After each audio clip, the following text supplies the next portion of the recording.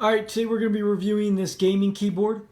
As you can see, I've got my Mac here. We're just going to go ahead and plug it in.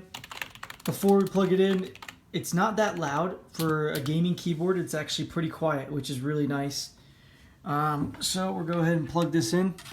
Should immediately light up. If I can find the... Yep.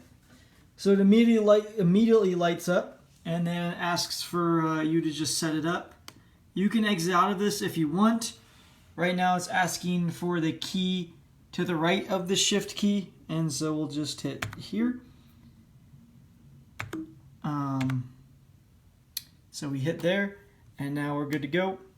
As you can see, it's online, and we're going to write, "This is a test." As you can see, it works great.